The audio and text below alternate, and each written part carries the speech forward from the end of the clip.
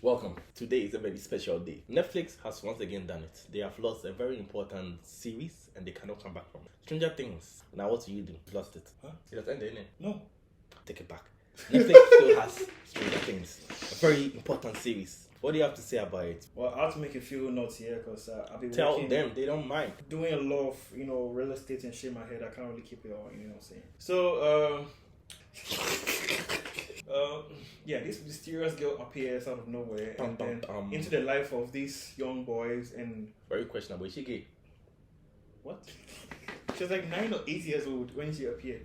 She appears into the life of this group of boys who were friends, and then she appeared coincidentally on the same day they lost. One of their friends went missing. Oh, mysterious. And yeah. So I don't know. From that moment, they believe she's strongly connected to him being missing, and they've been trying to dig out what exactly has she caused ends it. up, I don't know, affecting their lives and the life of their families and a whole lot, and monsters. Yeah, the whole you know what they call that? And stuff. What? Female empowerment. Come on, how many can say they've affected life? Yeah, but like of this families? wasn't done like, I don't know, Captain Marvel with them. So how I does can't she? go too much about it. Let me just go straight to season 4. Yes, because that's the recent one. Yeah, very fresh. Not everybody. If you want to recap, we will do the recap. But today is season 4. So yes, what happened in season 4? So season 4, news new villain on the block, Vecna. Vecna. Yeah. Vecna is the new Man with the bad balls. guy. Yeah. Vecna was apparently created by 11. Kind of. We'll get more into details. Now, one very common question is this season better than season 3? Yes, it's much better. Compared to compared to season 4, season 3 is boring. Ooh. Boring AF. Ooh. I'm not gonna lie. Season 4 is hyped up. Living to the expectations. Okay, this is another issue here. If you watch Stranger Things for the horror element, because you love horror, then you are best sticking to just season 1 and 2. Because season 3 season 3 barely any horror. Let me be honest. Yeah. Barely any horror. Then I can watch it. Barely, like the horror reduces after season 1. Is it? It sounds better.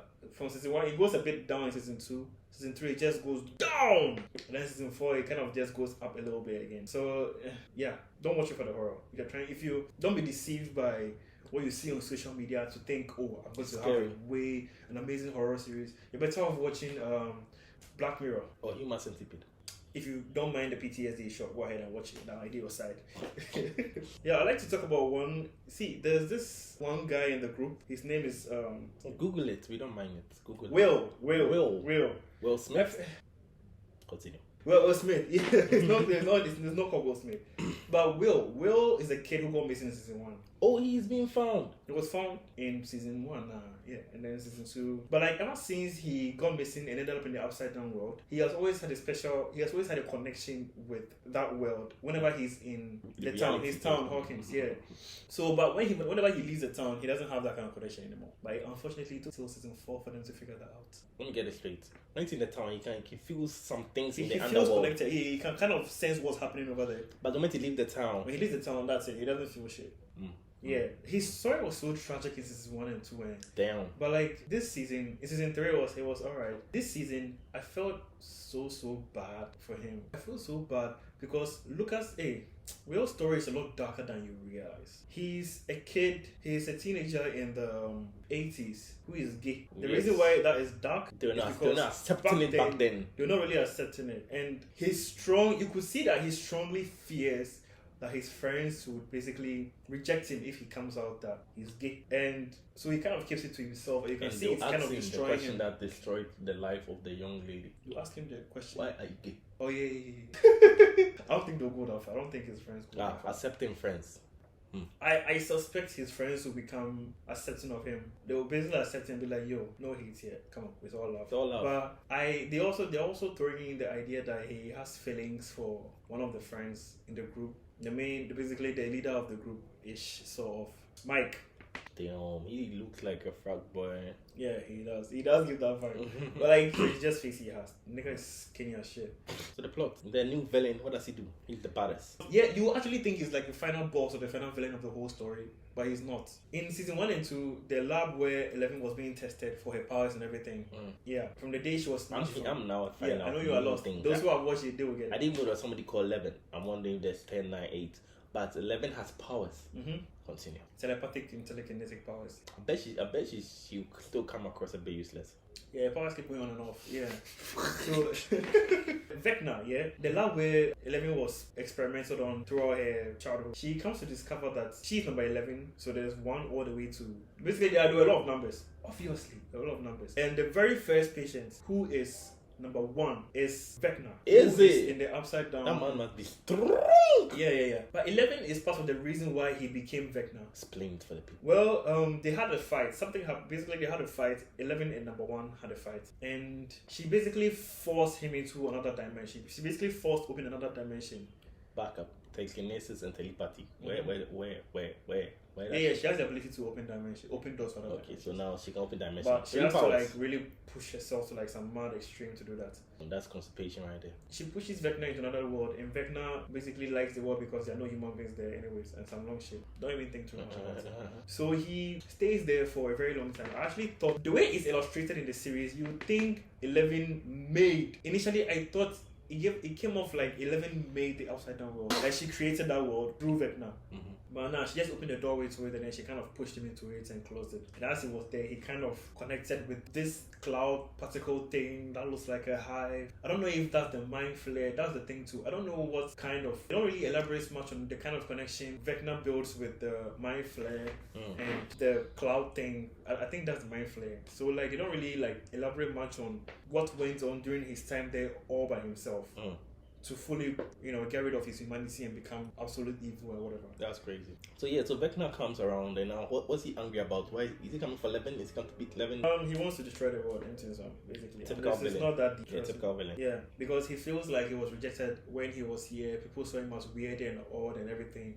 Because he used to play with Black Widow spiders when he was a kid and all that shit. That's a very terrible excuse. If you're feeling weird, people don't like you. If you're feeling weird, just be by yourself. No, there are people who are out there just as weird as you. You find friends, don't worry. You can be by yourself. Yeah, be by yourself, but like occasionally go out. You find people weird. You find people just as weird as you. Nancy's love triangle with Steve and then her current boyfriend. What's his name again? Jonathan. Yeah, I didn't care. Like they've overdone it to the point where I don't care about who Nancy ends up with this time.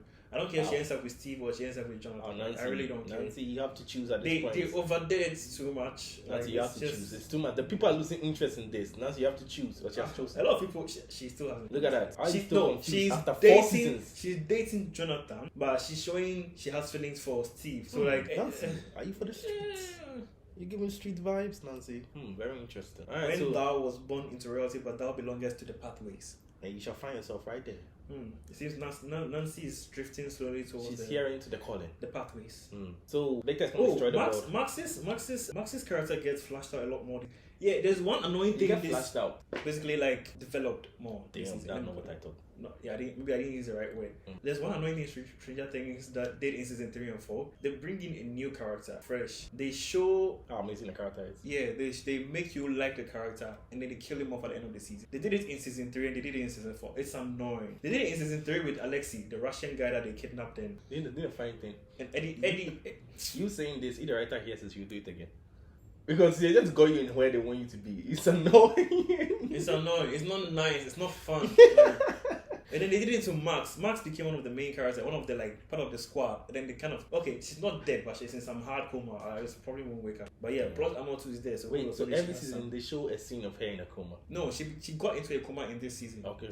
Yeah, she was all right from season 2, 3 there. Alright, so since it's a whole season, what are the highlights? What are the things that stood out? The things that you feel like make the season? Because the story is Vecna is going to destroy the world. They try to make the dynamic between Vecna and 11. Vecna is subject 1 and 11 is 11. You get it.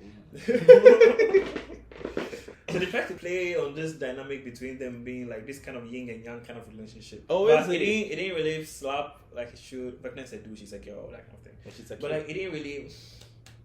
Yeah, it didn't play out like they wanted. No, it did not. It did not. It did not really work. It didn't slap well. We allow it. At all. We allow it. Since the season 4 is still good, we allow that kind of. Overall, season 4 is good. I'm not gonna lie. I'll give season 4 solid 7. Solid 7 out of 10. Yeah. Victor getting slapped in the face. Vecna. Forgive. Vecna gets beat up a lot. For someone who feels he can see you, he can anticipate what you're doing before you do it. What's his ability? Same thing as 11. just like super evil is like the dark side of the Force. You know? So Vecna is the dark side and 11 is the light side. You know, Jedi, pure Jedi.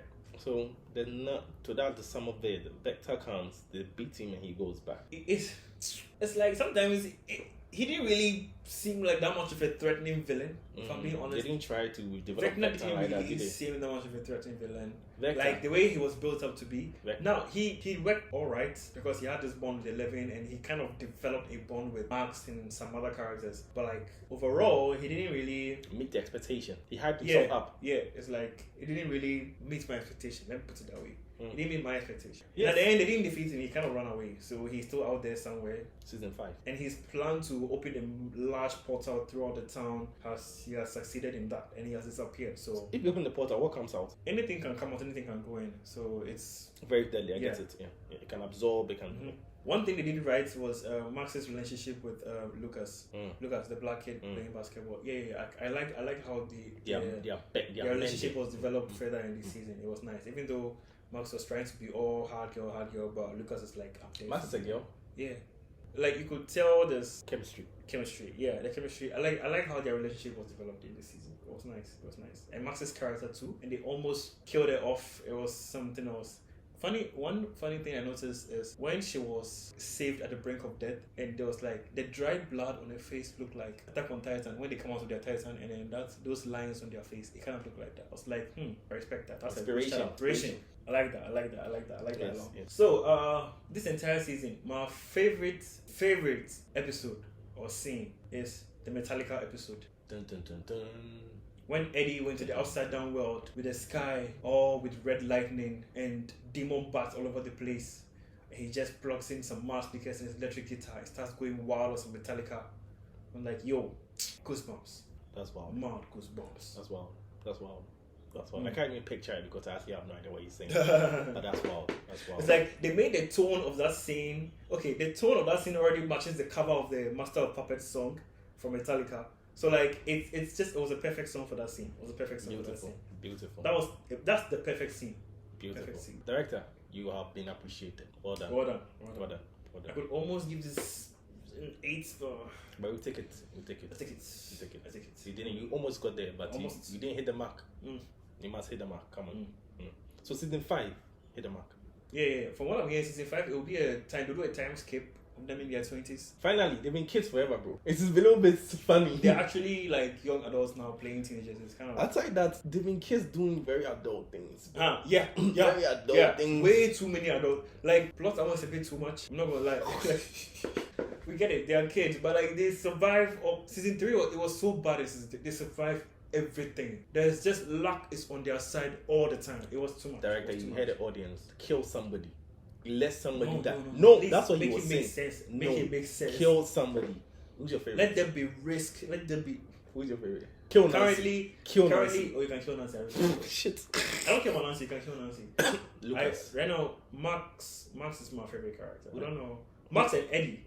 No, I think it's Eddie. Because of that one Metallica scene, is Eddie. Eddie's my favorite character. Okay. Oh, he's already dead. So yeah. There goes my favorite character. Man's really be killing people out here. It's more annoying than Game of Thrones. I'm not gonna lie. But we understand why you're doing this. For entertainment, we appreciate. But yeah. So that's the sum of season 4. Yeah, that's about it for season 4. Entertaining, really entertaining. It's entertaining. You should go and check it out. Better than season 3. That's a plus. You get it. They stepped up their game. Yeah. Okay. They made you test for season 5 immediately after it ended. Immediately. That's good business right there. So yes, we'll end it here. Go watch it. If you're not into Stranger Things like me, don't even waste your time. But yes. So those who have seen this, let us know what you think. Those who haven't seen it, it's 4 seasons. We will start now. We'll see you guys in the next one.